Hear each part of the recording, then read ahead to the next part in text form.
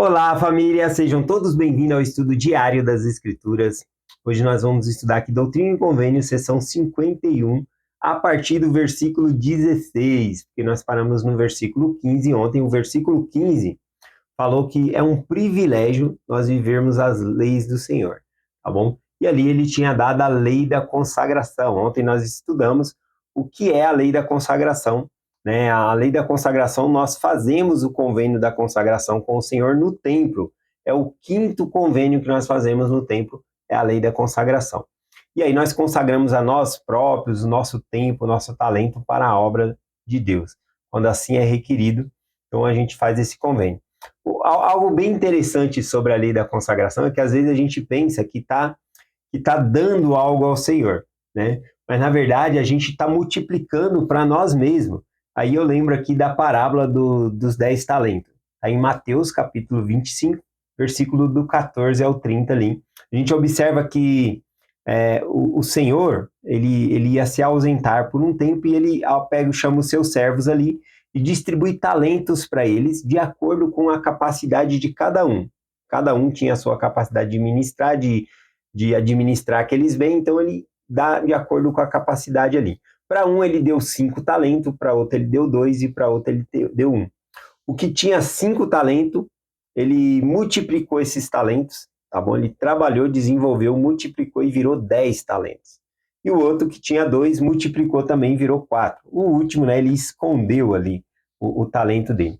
Então veja bem, o que multiplicou, que tinha 5, multiplicou e virou 10, quando o senhor dele voltou, ele vai todo feliz com aqueles talentos, né, para devolver ao Senhor. E quando pensa que não, o Senhor fala, não, é seu.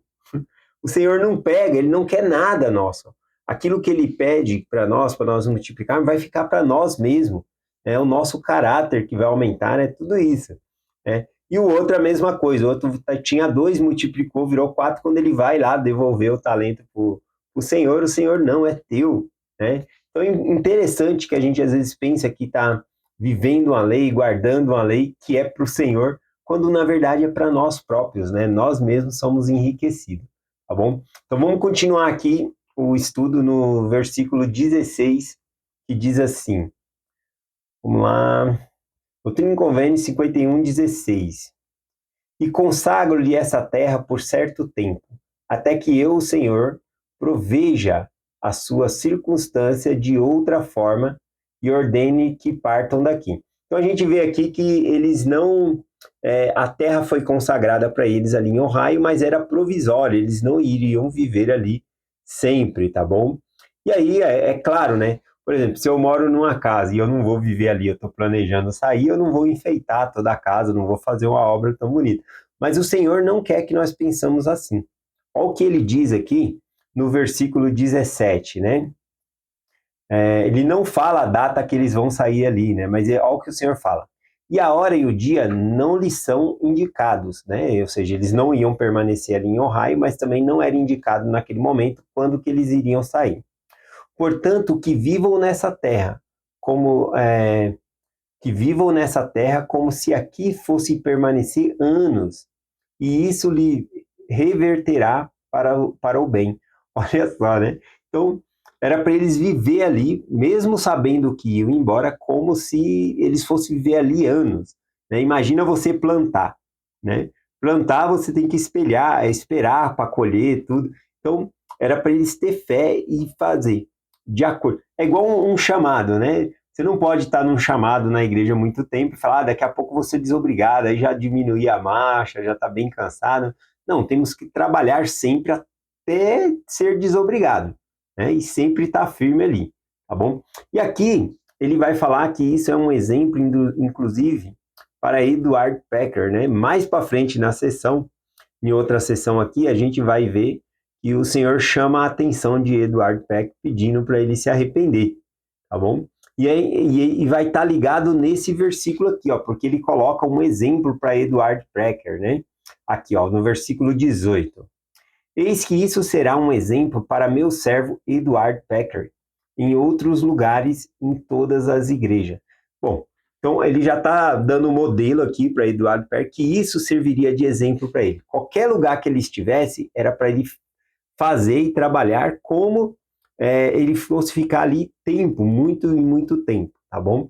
A dificuldade dele nas outras sessões que nós vamos ver é justamente falta de recursos, né, para conseguir administrar todos esses bens, né, para as pessoas, viver a lei da consagração. Muitos não queriam viver, a desonestidade, né, de muitos membros ali acabou atrapalhando a vivência dessa lei, né? E aí ele fica desanimado com isso. E aí aqui o Senhor lhe dá esse modelo, né, que por mais que não ele permaneça pouco tempo em um local ou em outro, nós temos que fazer a nossa obra, a obra de Deus, né, como se nós tivéssemos que ficar ali anos, tá bom? Então ele vai depois, mais para frente, chamar a atenção de Edward Peck nesse. Mas é interessante que antes ele já está dando os conselhos, tal como ele faz com o Oliver Cowdery, né? Ele fala, cautela-te contra o orgulho, cautela-te.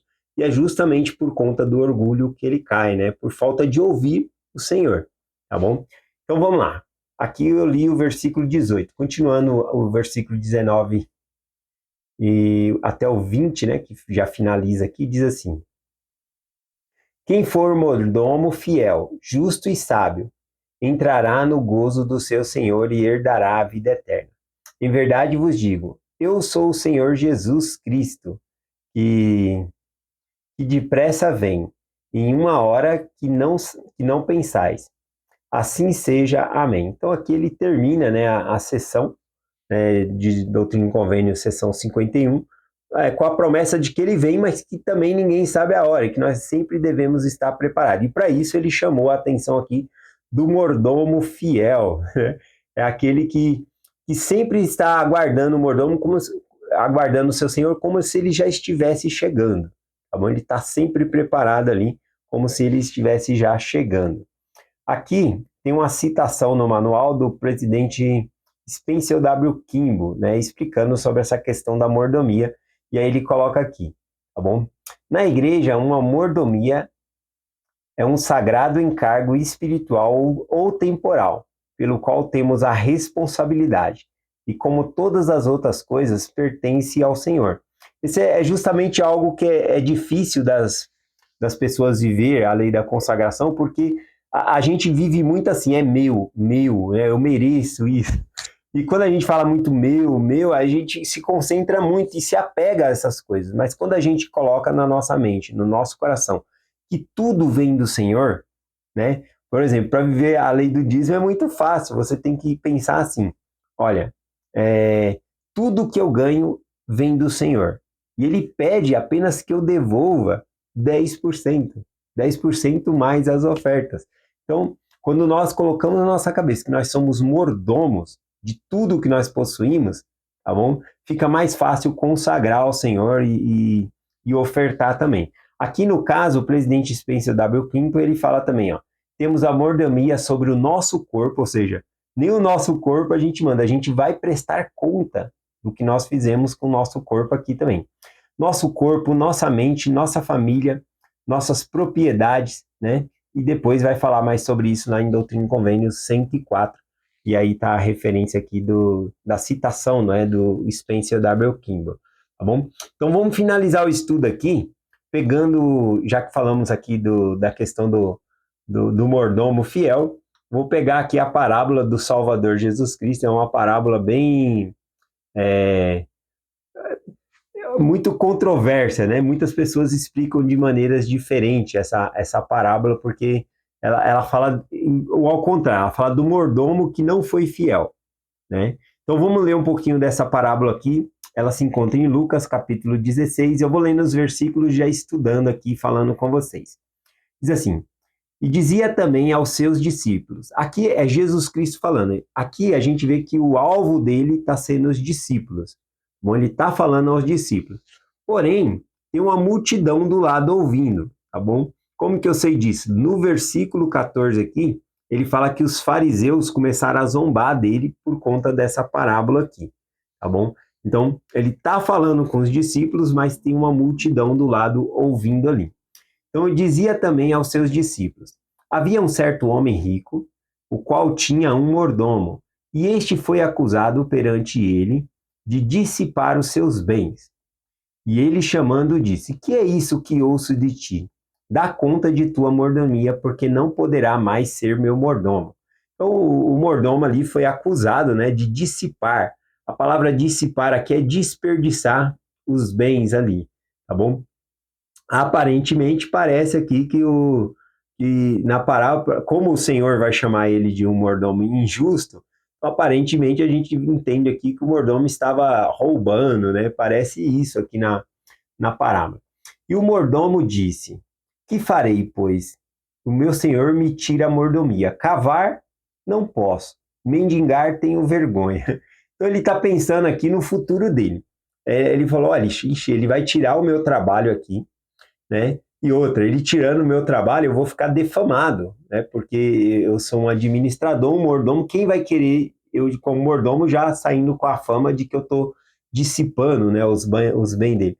Ele falou, cavar eu não posso, ou seja, olha, eu acho que ele já era um pouco mais de idade, não podia ter força para cavar poço, né, ou lavrar a terra, ele já não tinha essa, ou não sabia fazer, ele não tinha essa disposição, ele já coloca logo aqui.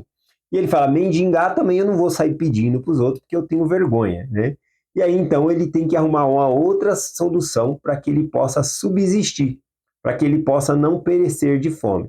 E aí então é justamente essa parábola que Jesus Cristo está contando aqui, que ele vai elogiar a forma do homem, não o pecado que ele comete, mas pela prudência dele, por ele correr atrás daquilo que ele acredita, tá bom?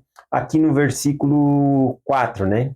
E sei que hei de fazer, sei o que hei de fazer, para que quando for desapossado da mordomia, me receba em suas casas. Então ele está falando, olha, eu vou fazer o seguinte, eu vou conseguir favor das pessoas, tá bom? Para que elas me recebam na casa dela. Então ele quer conquistar as pessoas ali. E chamando a si cada um dos seus devedores, do seu senhor, disse-lhe ao primeiro, quanto deve ao meu senhor? E ele disse, 100 medidas de azeite. E ele disse, toma a tua conta, assenta-te já e escreve 50. Então, olha só, ele tirou 50, né, por cento da conta de um aqui, né? Certamente esse aqui ficou muito grato, né, por isso. E depois receberia ele na casa dele. E disse também a outro, e tu, quantos deve? E ele disse, 100 alqueires de trigo. E ele disse, toma aqui a tua conta e escreve 80. E aí, quando o senhor dele ficou sabendo do que ele fez, disse assim, e louvou o Senhor, o injusto mordomo, por haver procedido prudentemente, porque os filhos deste mundo são mais prudentes do que a sua geração, do que os filhos da luz. Aqui, então, o versículo 8, o Senhor está fazendo uma comparação, tá bom? Dos filhos da luz, que são os membros da igreja, os que seguem a Deus. Ele está falando que os filhos deste mundo, ou como esse mordomo infiel, né? Ele está sendo mais prudente do que os que têm o evangelho. Porque, veja, ele está preocupado, a questão não é o que ele está fazendo com bem, a questão é que ele tá se preparando para ele não ficar na rua, para ele ter um abrigo, tá bom? Então ele está preparando um lugar para ele. E a questão aqui é que os filhos da luz, nós que acreditamos no reino de Deus, às vezes não estamos nos preparando para o reino de Deus. Então por isso que ele fala, os filhos deste mundo são mais prudentes do que os filhos da luz, porque eles correm atrás do que eles querem, né? A gente vê pessoas que querem se dar bem na vida, elas correm atrás, fazem faculdade. Às vezes só o problema não é fazer faculdade ou correr atrás de ter um bom trabalho, é que às vezes a pessoa foca só nisso, foca só naquilo e aí então esquece-se do Senhor e não se volta para Deus. Esse que é o problema, tá bom? Então ele está falando que os filhos da luz não estão sendo prudentes em buscar o reino de Deus. Esse que é o ponto aqui. O versículo 9, então, vem a parte mais controvérsia, né, dessa parábola, diz assim, e eu vos digo, granjeai amigo com as riquezas da injustiça, e quando essas vos faltarem, vos recebo no tabernáculo eterno. Aqui o texto grego, né, ele não permite ponto de interrogação, não tem, né, no texto grego. Então pode ser que seja duas perguntas retóricas aqui, né? poderia ser assim, dessa maneira, colocando como interrogação. Ó. Granjear é amigo com as riquezas da injustiça? Então é uma pergunta retórica que ele mesmo já responde. É uma pergunta que é óbvia, né? Não dá para granjear amigos com dinheiro de riquezas, né? Da injustiça. A injustiça aqui também daria para traduzir como corruptível, tá bom? Porque todo dinheiro, essas coisas, elas são corruptíveis, elas se estragam, tá bom? E no céu, né? É, aqui na terra, tudo que nós juntamos, os ladrões minam, roubam, enferrujam, né? Mas lá no céu, não. No céu, nós granjeamos outro tipo de coisas, que é para a vida eterna, são boas ações. E aqui também, a outra parte, né, seria a pergunta retórica, seria assim, para quando estas vos faltem, ou seja, quando vos faltar essas coisas, vos recebo nos tabernáculo eterno. Então não é com dinheiro que a gente vai comprar o reino do céu. Né? É isso que ele está colocando aqui para nós. Bom, Jesus de forma alguma aqui, ele está aprovando a desonestidade. Ele está louvando a prudência daquele que acredita que ele vai conquistar as coisas e corre atrás, tá bom? Então nós que queremos alcançar o reino de Deus também devemos correr atrás do reino de Deus. É isso que ele tem colocado aqui. Aqui, vamos lá, o versículo 10. Quem é fiel no mínimo também é fiel no muito. Quem é injusto no mínimo também é injusto no muito. Aqui, né, ele coloca a questão mínimo, muito. Aqui não é uma equação, não é uma matemática, tá bom? É uma questão de caráter, né? Então, ele está colocando tanto faz aqui. Ele está falando assim, quem é fiel no mínimo também vai ser fiel no muito. Quem é infiel no muito também é infiel no pouco. Então, não é uma questão de matemática aqui, é uma questão de caráter, tá bom? Então, é disso que o Senhor está falando aqui. Versículo 11 ao 14 aqui para finalizar, tá bom? Diz assim: Pois se nas riquezas injustas não fostes fiéis, quem vos confiará as verdadeiras? Então, se nos testes que Deus faz com a gente aqui, se a gente é infiel, né, com questão a gente é desonesto, como é que Deus vai confiar as coisas da eternidade nas nossas mãos? E se no alheiro não foste fiel, quem vos dará do que é vosso? Se eu vejo que uma pessoa é desonesta com a outra, você acha que eu vou dar os meus bens na mão dela para ela, ela, ela administrar? Com certeza não. Aí vem aqui o versículo 13. Nenhum servo pode servir dois senhores, porque ou há de odiar um ou amar o outro, ou há de se achegar a um ou desprezar o outro. Não podeis servir a Deus e a Mamon. A Mamon aqui é o dinheiro, né? É riqueza, essa palavra aqui. E aí entre os fariseus aqui no versículo 14, ó. E os fariseus, que eram avarentos, ouviam todas essas coisas e zombavam dele. Aqui, quando está falando aqui dos fariseus, de acordo com essa parábola, é que eles não estão dispostos a abrir mão de nada para herdar o reino de Deus, inclusive a posição que eles tinham, né? Por exemplo, João Batista já havia chamado eles para ser batizado, e eles não, nós somos filhos de Abraão, nós não precisamos. Então, eles não queriam perder o status que eles tinham, tá bom? Então, às vezes também, conforme na palavra, a pessoa, por conta de dinheiro, não quer perder o dinheiro, mas perde o reino de Deus. Esse que é um dos pontos aqui da parábola. Mas o ponto principal aqui é a questão de ser um mordomo fiel. Se a gente é fiel no mínimo, também a gente vai ser fiel no máximo, tá bom? Conforme o Senhor tem falado aqui. Então, hoje a gente finaliza aqui essa sessão, né, Doutrina e Convênio 51, sobre o mordomo fiel aqui, tá bom? E essa mensagem que nós compartilhamos com vocês, em nome de Jesus Cristo, amém. Até amanhã.